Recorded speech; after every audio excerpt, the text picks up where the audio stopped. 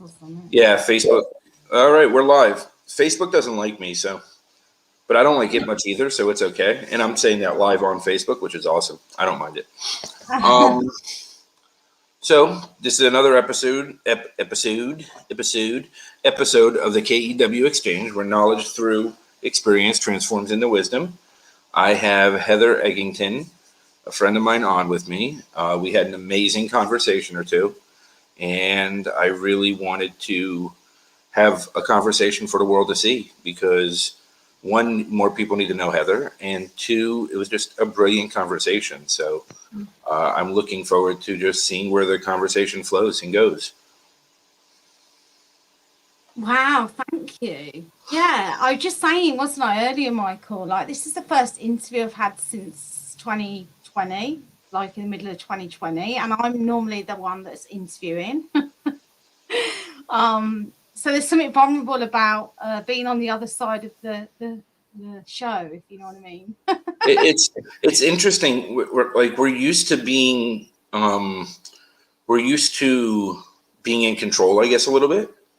So when we release that control a little, it changes the dynamic of what we're planning on doing, expecting to do, and doing, right? So it's really a very interesting concept to do that. It is totally. And there's me. I'm looking at the other side at the comments, and obviously it's not me. I don't have to share anything. It's kind of relaxing at the same time. I'm like, you can do the work. You know, if someone's comes in comments or asks a question.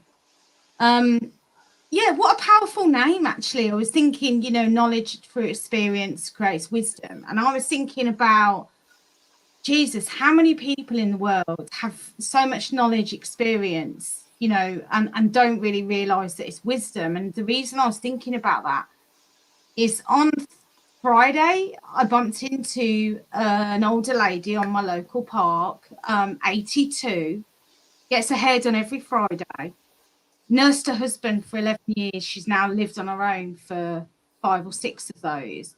And the only person she speaks to is the post office counter lady every day. Now, she has got a son, don't get me wrong, like, you know, she was telling me he visits and he's really good and he lives about an hour away. And I was like, how can this happen? Like, how can this person not be in conversation with somebody on a regular basis? Because, one, her knowledge, her experience, I mean, like, how can she not be out there sharing her wisdom? So I did something about it, Michael, because I used to, that was me, like, I used to stay hidden. I wouldn't communicate with people. I experienced loneliness on a regular basis. And so it really spoke to my heart. And I just went on a local community page, I just went, is anyone up for creating the lonely ladies at lunch kind of, you know, gathering or whatever once a week? I was overwhelmed with responses. There were like 73 or so people asking to join it. And I'm like, how can this be happening? How can people have so much knowledge and experience and not have people to have conversation with to share it? So, you know, it's great to have this platform for that reason, you know, and hopefully people will come out of hiding when they hear our conversation. That's what I kind of think or hope. Well, and here's the way I look at it, right? So we all have a message to share. We all have a voice. We all have experience, and we all have wisdom. And I've got to tell you, my 3-year-old, almost 4-year-old, she'll be 4 on Sunday, has more wisdom than most people I've ever met in my life. I learn more from my 3-year-old on a daily basis than anyone I've ever encountered. Her brilliance, innocence, and the way that she looks at the world and the way that she lives, even through her abuse and neglect that she went through, is pure innocence, right? And yes, she has night terrors from what she went through, and yes, she's very attention needy because of that. So I try to keep it balanced to the best of my ability, which I'm not great at, just not good at balance. But, you know, the wisdom and the way that she looks at the world and asks, but why, but why, but why, every time. That's all that she says, because she wants to know. She has this curiosity for learning and absorbing information, You know, she runs around. She was only in preschool for 6 months, and she's running around singing the alphabet song. Even though she's horribly off key, horribly pitched, and says half of it wrong, I'm not going to take it away from her right now because it's fun for her. She misses letters, and I mean, she's 3 years old. She'll grow into that, and if not, Grammarly will fix it all. But you know, I look at it like that's the innocence that our system, our lives, and how we function rips away from us. And with the education platform that I'm creating with my partners, one of the things that we're mandating is generational wisdom transfer, because we are going to work it out so that seniors and elders, I want to call them, get to share it with 3-year-old, 4-year-old, 5-year-olds, all the way up to 18-year-olds, that it's mandatory to learn from their experience. Because in villages and since the beginning of time, it's always been generational learning. And we have destroyed that model. We've been taught that you take your elders and you put them in a home because it's not convenient for us. And I promise you, my dad's the first person I'm putting in a home. So I'm not perfect either. You know, we butt heads on pretty much every single topic that any two human beings can speak about.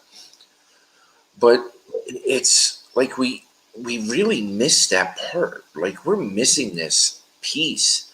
Like you were saying, the woman goes to the post office to get daily interaction. I'm in the middle of nowhere, so I barely even get that on a daily basis, face to face. You know, except for when the guy's delivering Amazon boxes, then he always talks to me because he's carrying so many. But it's, you know, like, it's very difficult when you don't have that face to face interaction. You don't have, you know, yeah, we can create that virtually, and there is a very close connection that way, but it's not the same as sharing space with someone, right? And it's different. It's difficult because we're taught to take our elders and put them somewhere that it's convenient for us to live our lives. I mean, it's a human need, though, isn't it, for us to have that interaction with another person. I remember there was a program in the UK, actually, Michael, where they put, I think, 5 and 6-year-olds in a care home with 70, 80-year-olds, and they did a sports day. You know, and some of these people, they couldn't walk without a stick or a frame or whatever's. By 3 weeks of training, these people were like whipping it around this field out the back, right? And the lease of life that it gave the elders to see, like, the children and what they were learning, and even to be more creative with them. Like, I agree with you. You know, there is definitely, I want to say, a generational gap of learning on both sides of the camp, because children are so free and innocent. And as we get older, the layers get thicker, the armor gets put on, you know. And by the time you get to 60 or 70, if no one's been around to help you with that armor or shake it off, then, hey, guess what? You're going to be boxed in, aren't you? So I agree with you. The generational gap of learning and having experience of and wisdom from, massive. Well, but we also have an intrinsic system that creates stigmas, creates hatred, creates isms, rips away our innocence, rips away our curiosity to learn, right? Like, you're a coach, you deal with adults that are in some form or fashion broken, right? Or just not functioning to their highest capacity, or their happiest capacity, or their fullest capacity. And I do a lot of the same one-on-one. But what I noticed is it's broken based on somebody else's expectations of them. I think that's an injustice on both our sides, actually, Michael. I wouldn't say we work with people that are broken. I think we work with people and see some of the areas that could be made more brilliant, because everyone's got that layer and experienced it at some point through their life. I mean, it just depends how you decide you want to live your life, right? You know, someone's going to come and work with myself or you, and you know, because they realize there's something more they want, basically.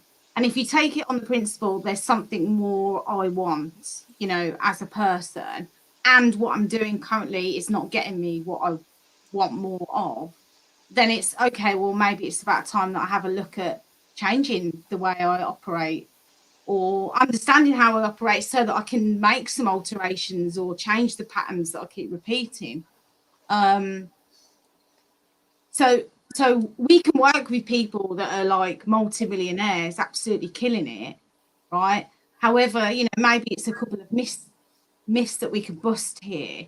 They're a human being, just like me and you, just like a child, just like an elderly, and we are all the same. What makes us different is how much we choose to hide parts of ourselves. That's what makes us different, in my belief. I could be wrong. No, 1,000,000%. And you know what? Broken is the wrong word. It's, I guess I say broken because I've always called myself broken. So that's because I say that to myself, I reflect it outwards, and that's not fair to anybody else. It's not fair to myself either. So to be 100% accurate, it's not fair to myself either. I think tarnished or just wounded in ways, and looking for me, it was looking for fulfillment, right? I wanted fulfillment. I wanted personal freedom. I wanted fulfillment.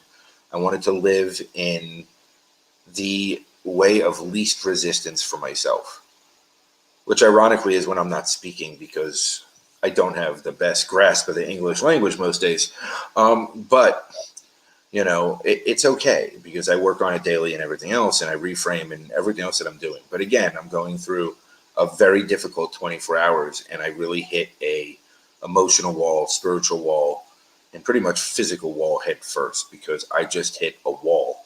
And I really have been quite down on myself the last almost 24 hours. Now, I've been working through it and coming back out of it, and it's nowhere near as bad as it was last night. But this happens to us, right? We hit these walls, and the difference is how quick we get out of them, how we use the tools that we've learned to bounce back from it, and how, for me, it's how I become self-aware of my actions that led up to me hitting it, right? And so I can adjust and learn from my own habits and patterns and behaviors. Yeah, I think a good term for it may be, you know, you're definitely processing something. And if that's because you have been out there and gaining wisdom from others, learning and gaining insights and kind of shifting from them, then and you come in from a place of knowing by the sounds of it. So it's like, okay, well, I've been here before, right? So if that's the case, then we have to look at what is as a person. We have to look at, okay, well, like you said, you know, what did I do to get to this point? Well, actually, there's no work that needs to be done other than for you to rest. And Not my strong point. But what we do, right? Because I'm totally with you. You know, what I went through this process of, especially at the beginning of lockdown with the pandemic, of being busy all of the time. Like there was always something to do, Michael, like 24/7. I'm like, how can people be bored? Or how can, you know, I kept looking at it. What I actually realized was I was quite restless. And I was restless because I didn't want to face certain things that I've had experience of before. One of them, feeling alone, because obviously I live on my own at that point. My partner hadn't moved in. But the other one was facing what was going on outside in the world that I couldn't change. You know, so I realized I was kind of restless, which really is avoiding. So we go through these cycles of, let's get really busy. This is amazing. And all of a sudden, when we do sit still for all of 10 minutes with our thoughts and feelings and all that jazz, we think, whoa, hold on a minute. What just happened? And we just don't give ourselves permission to do it, Michael, right? We don't give ourselves permission to say, actually, you know what? There's nothing to be done here. Things are going to happen the way they're meant to happen. And I believe, because that's the biggest thing, I believe that everything's going to come to me when I need it. And that's the edge that I'm probably processing right now. Getting really grounded in things will happen when they happen if you really try and work really hard at stuff. I did an article about this on my website. If you're really trying to be inclusive, or if you're really trying to be really fun or trying to be open, it's bloody hard work. Yeah. Do you know what I mean? So it's like, stop all the trying all the time. Like, Yeah. actually, we are those things. Everything's going to be where you need it. Yeah, it's me. Annie and I have been talking about that a lot lately, right? Like, it's not trying; it's we're already doing. So just acknowledge that and give ourselves that credit, that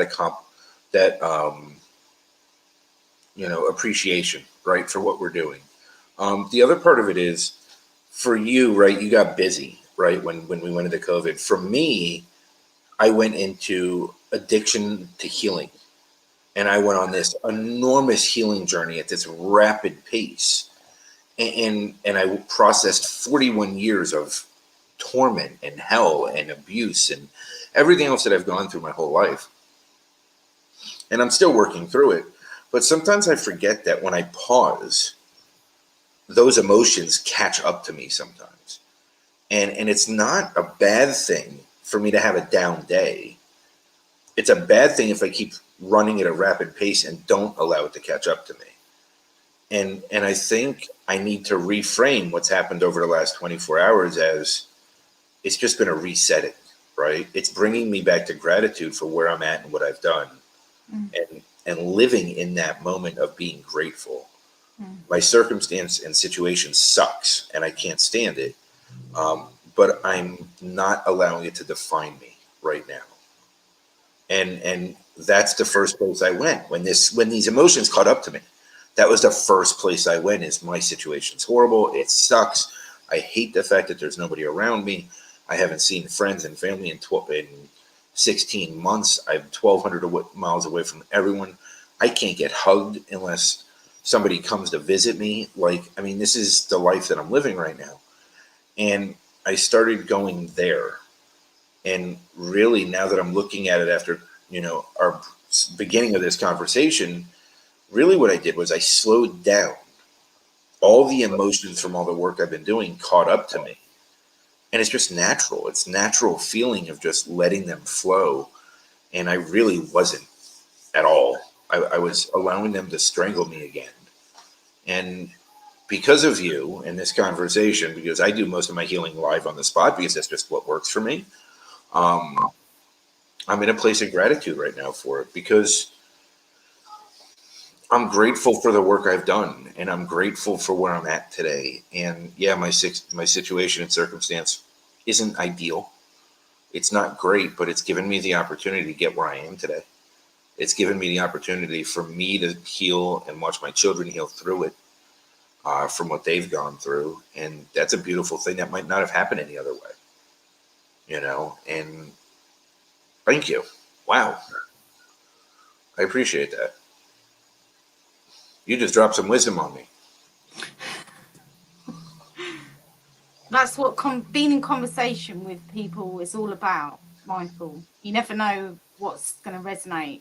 That's why, if we can share as much as we can and be out there for people, guiding light for other people, then that's why we're here, right? There was a big statement that I kind of got emotional about last week, which is when people ask me what I do. I say I do what I believe, and what I believe is that the world will be a better place when everyone is seen and heard, and that is it. And all I do is, and when I explain what I do, is I guide them through the experiences I've had, right? And that's another reason I share like your show, right? Vulnerability. It's all about putting yourself out there. And for me, that's how clients find me or find Annie, or, because we put our story out there and we're vulnerable and we're real. And, that's what attracts people to you, because that's who can relate with you and resonate with you. And yeah, and as well, Michael, the acceptance of, this is where I am now. This is where I've come from. These are the kind of things that I've done to make that happen. You know, and these are the kind of things I'm experiencing because of it. You know, if someone said to me 2 years ago, Heather, you know, you would have your own lonely coach community, you would have all these amazing people around, you know, I would be interviewing people live. And I said, no way, are you mad? Like, why would I be speaking? Why would anyone want to listen to me? Right. You know, so there was all those stories going on in my head. And what I realized is it's not about thousands of people. It's one. It takes one person to hear me talk about a specific thing that I've experienced and come out the other side from, or to talk about a client experience, where they came from and where they got to change someone's life. That's all I remind myself of every day. I share with my community. You can have 1,000 followers. Do you know them? Right. Do you know what I mean? What do you know about them? Are they following you because what? You know, they like your clothes, your hair. Like, do you know what I mean? Like, for me, it's all about the hair. For me, it's all about my haircut. 100%. Always. It's always going to be about the hair. Of course it is. Always. But yeah, I mean, definitely wouldn't have been through lockdown because my hair wasn't done at all. But also, you know what? I stopped giving a shit as well about that, Michael. You know, people aren't coming on to watch me because of my hair not being down today or not being done as in straight or whatever. You know, I got over myself. You know, I got over the... Do you know what? I just moved my ego out of the way. That is the biggest thing that I had to shift for me to be out there and start talking and be visible, was my ego. Yeah, ego's a tough one, right? Like ego is it sneaks up on you. See what I call it is subconscious, when my subconscious kicks in, because your subconscious, the way that I understand, okay, and I'm no psychiatrist, no neurologist, no therapist, I'm a high school dropout, so we'll just leave it at that. But the way that I understand from all my studying and learning on my own is subconscious controls 80 to 85% of our daily thoughts and our habits and behaviors. So when I look at it, I look at it and say,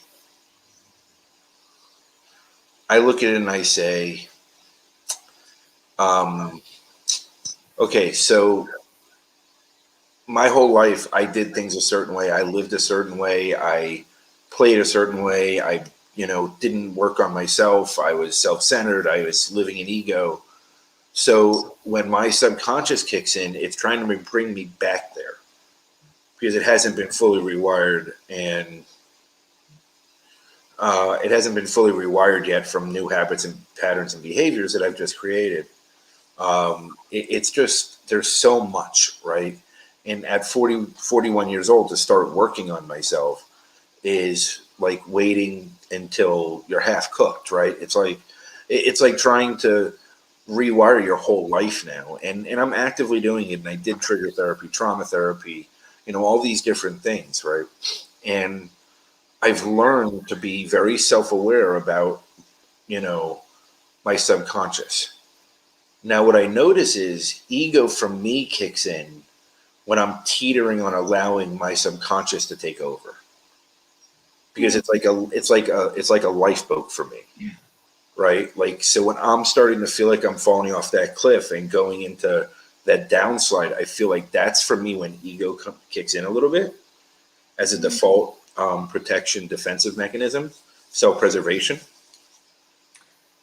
Yeah, I mean, I'm trying to think back to when I had my ego moved out of the way and kind of look at the situation from above, really. I mean, my ego was led by competition, I think. My ego was led by perfection. My ego was really overall, it was led by worthiness. That was the value of my ego for me. If I can find something wrong with someone else, then I know that I'm going to feel better or not, as the case may be. So it was almost, you know, if I could find somebody that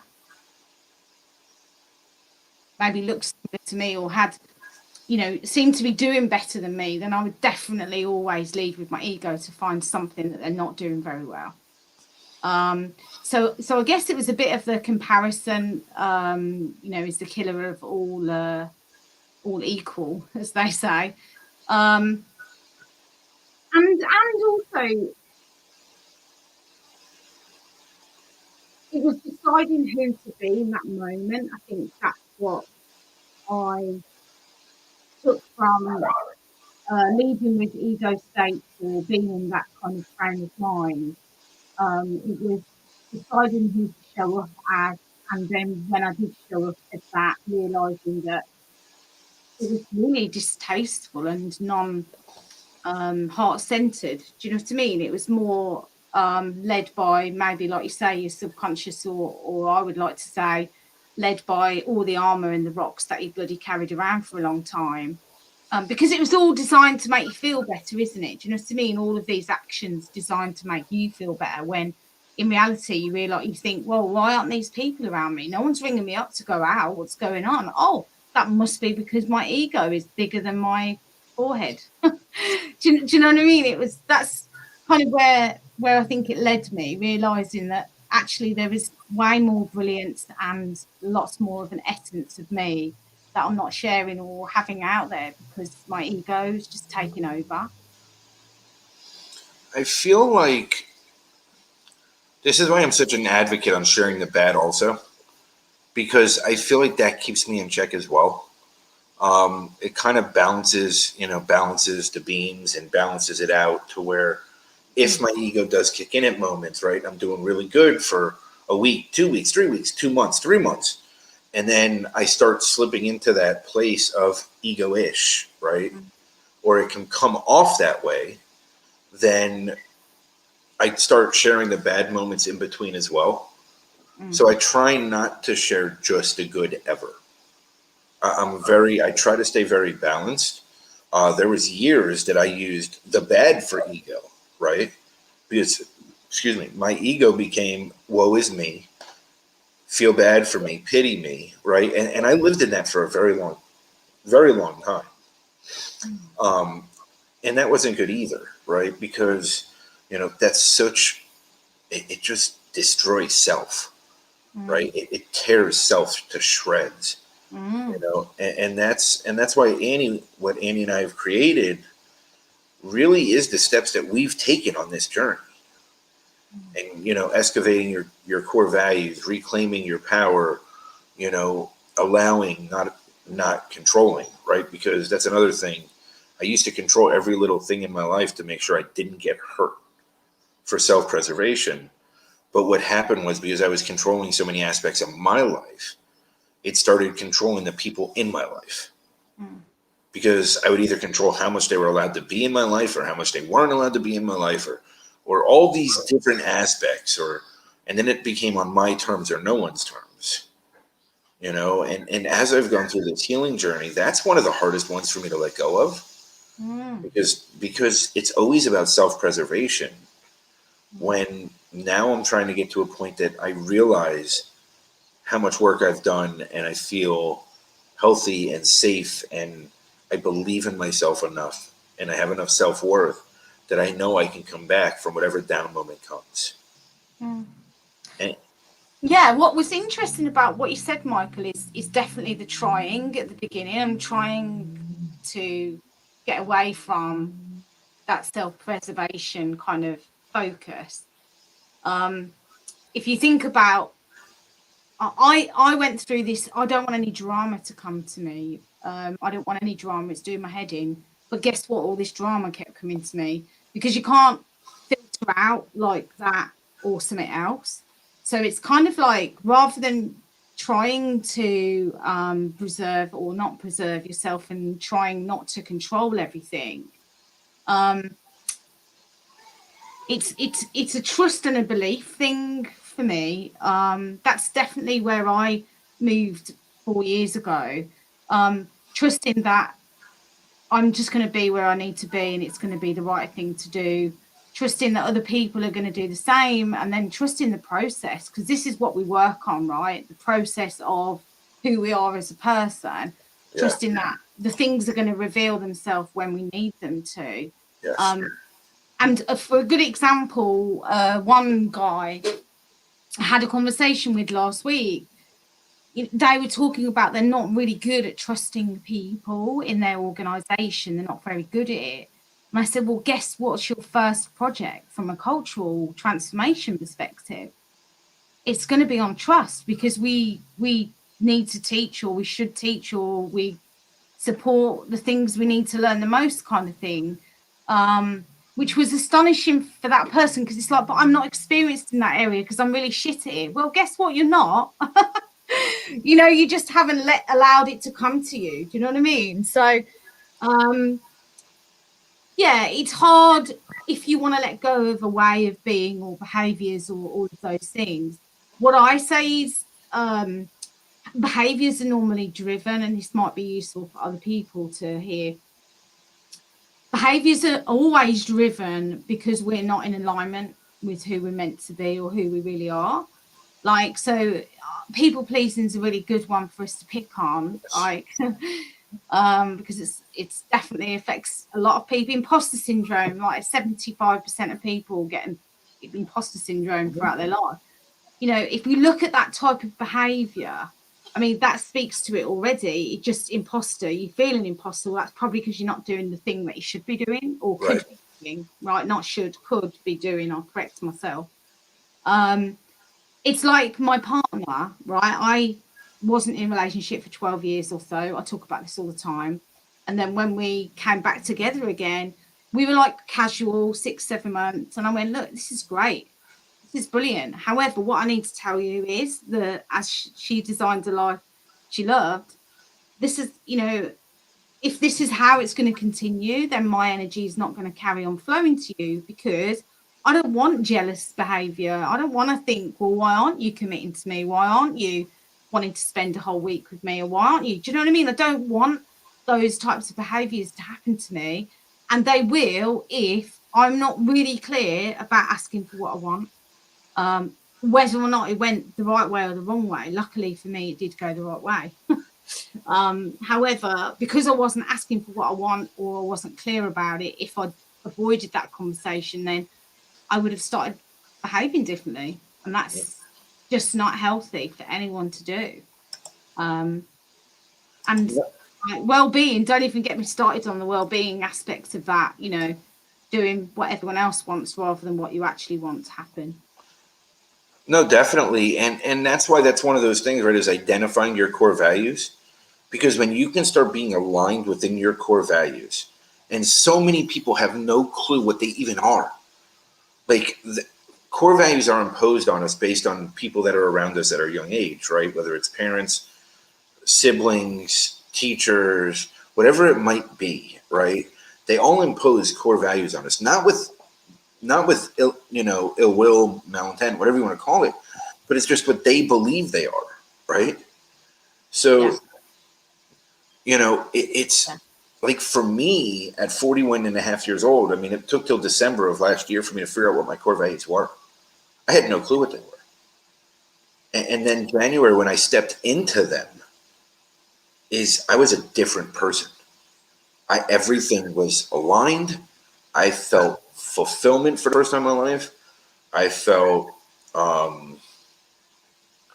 fulfillment, personal freedom, peace. Like, I mean, I've never felt these things before in my life. And when I started living in them, it was just the most amazing feeling, like you said, right? And it's all about being aligned, heart, soul, and mind. But it takes a lot of work to do that. And it also takes a lot of work to stay there, because I'm a very over analytical person. So what Annie and I have done is reframe my over analytical mind to hyper acutely self aware. It's kind of like a weird positive reframe. But what we but again, it's trying. It's hard to do. It's hard work to try. I believe, after having met you or on calls with you a few times, you are everything you need to be. like right in this moment as we speak. If you can't, like, I couldn't be still, I couldn't be present with myself. If that's one thing you struggle with, that's what's going to give you all your brilliance. Yeah. So it's kind of like, you know, the opposite. I say turn someone's limiting beliefs into their superpowers, because if, like I did, I believed that I didn't need anyone and I could do it all on my own. Yeah. Right. So what's the opposite of that? Lean in. Invite people to, but the opposite of that is actually you need as many people as possible around you. Hence me starting my community. Hence me starting interviewing and meeting more people. Because ultimately, what the one thing we normally avoid the most is the one thing we need the most, and it's scary as and painful to hear. Always. So painful, isn't it? And I was going to say to your last point, actually, Michael, because it was reminded me, I did a talk a while ago. It's called the Brilliance Sessions. And I was talking to people about there are only actually 3 core values. Every single one that you pick will always come down to these 3 core values, which is love, freedom, and security.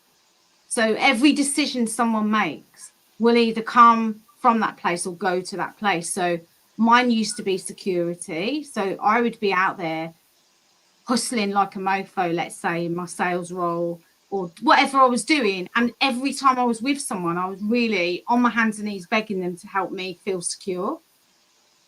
You know, and the same with my friends. I was also on my hands and knees with my friends. Please don't leave me. Please make me feel secure. So I was always coming from that place, and I worked like a dog because of that as well.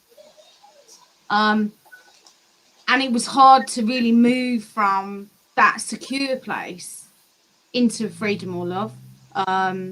My firm belief now is that when somebody gets to the love as a core value, and that does take a lot of work, when you can come from love all the time and go to love all the time, then that is what I would call true acceptance, belief in self. Maybe, I'm not sure. What I do know is, you know, we've never been to war over love, Right. apart from Cleopatra, maybe. But you know, we've always gone to fight for security, or we've always gone to fight for freedom, but we've never gone to fight over love. So it's kind of, that's what makes the world go around, isn't it? Really. It's interesting, right? Because again, I have a very logical, analytical mind. So when I started doing my core values, I broke it down into 4 columns: spiritual, mental, emotional, and what I want in a partner. And that's how I identify what my needs are, right? And for me, it's an overarching of living my truth, which really is personal freedom, right? That's personal freedom. I like calling it my truth just because I want to be different, so I'm stubborn as hell and I'm going to. But it really is personal freedom, right? That's freedom to be yourself always, no matter what the circumstance is. You just accept yourself completely, and I'm there most of the time, more than I ever have been. So it's beautiful, right? Like, it's brilliant. I love it. It's now the last 24 hours and stuff like that. It's okay when I realize what I'm learning, right? Because there's always going to be lessons. There's always going to be something that comes across our way. It's how we handle it and how we allow it to flow. Because, again, that's when we start trying to control what's going on with it, which I'm so good at doing. And that's what I went into last night. And then it turned into this spiral of, wow, I'm worthless. Wow, I'm this. What is wrong? I'm a fraud. I'm an imposter. And next thing you know, I'm sitting in a corner like crying. And it's like, how did this start? And it was just like, I just allowed it to swallow me whole for a few moments. And, you know, I was sitting in it and not talking and not expressing it and not reaching out to people. And, you know, it was nuts. It was like, it doesn't matter where we are in the journey. We have to practice the same things that we preach at all times. Yeah. And on a positive note, you know, to go down a black hole, as I call it, or a rabbit warren of unhappiness or self-doubt, really it means that you're growing. Yes. It's a transition, right? It's like that transition period. When you take that pause, you let the whole movement catch up to you. Absolutely. You feel like you just got slammed into the ground.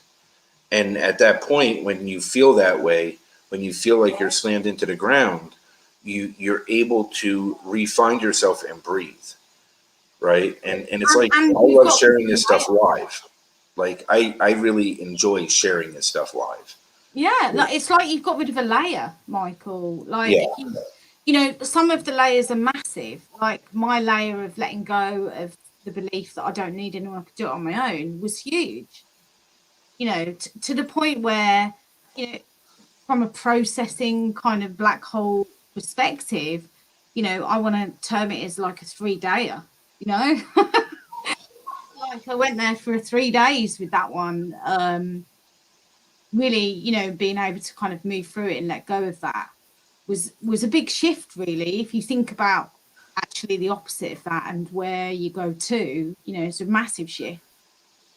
And I'm sure for you, you know, the time's got shorter as well. So if you're continually working with lots of people and in conversation with lots of people, the processing for you will have got less and less and less. So you might go down the hole for a day or 24 hours. right.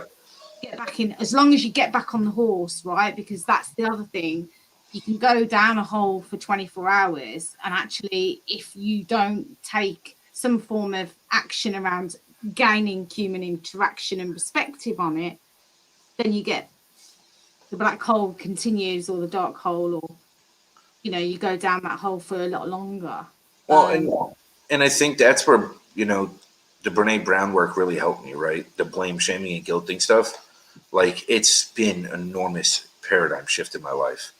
I spent so many hours and just wrote and wrote and wrote and wrote, and I think it was 6 5 subject notebooks. I really believe that's how much it was. It was crazy. And I went through Daring Greatly, which is the first one that I read or listened to of Brene Brown's. I've listened to it, I think, 13 times now. You And always learn something new, don't you? yeah, every single time. I love listening to it every 3 months now because it's amazing how I've evolved and what I hear has evolved in that 3 months. And then today I actually started The Gift of Imperfection or Imperfections. I don't know, it might be plural. But I started that one today and I've never listened to it before. It's on my bookshelf. Yep. Just about to dive in. Yeah. I just started it this morning.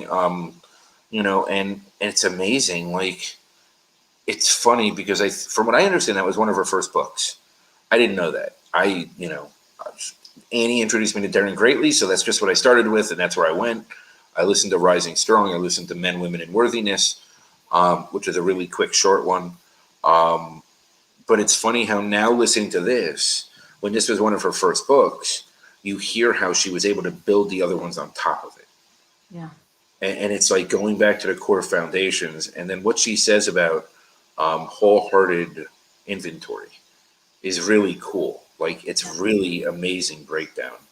Wow. So I'm gonna probably get that on a poster and throw it on my wall somewhere so that it's so big I Yeah. can't ignore it anymore. Yeah. Yeah.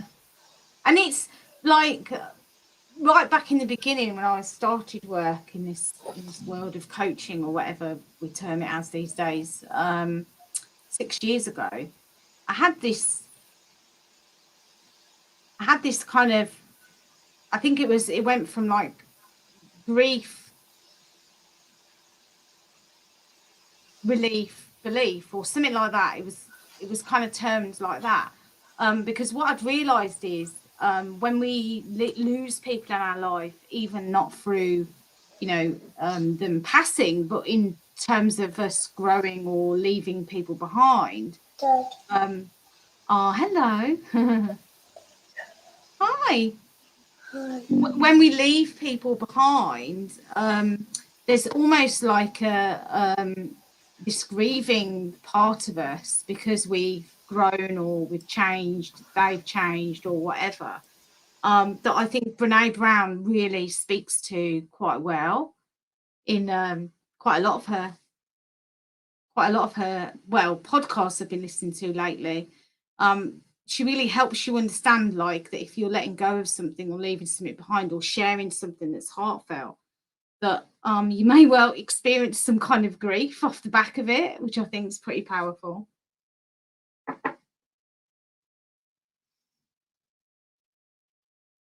Sorry, obviously Sid came to visit, so I want to wrap this up just because I don't want to. I know that we started late and I'm having a day with the kids, but I want to give you a chance to let people know how to find you, so that any of the replays people can find you. Middle of the day on a holiday in the U.S., the viewership's not going to be there, but we'll make it work. Hey, calm down. Absolutely, yeah. So people can find me in a number of places. Heather Egginton on LinkedIn, EGGINTON, as it says on the bottom. But you can also come and find me on Clubhouse or Instagram. I'm known as the Lonely Coach, so you can find me under that as well. And really appreciate you sharing the space with you today, Michael. And Sid, of course. Yes, well, Sid, she always shows up. So, and Thomas was having a meltdown. It's always an adventure when the kids are home.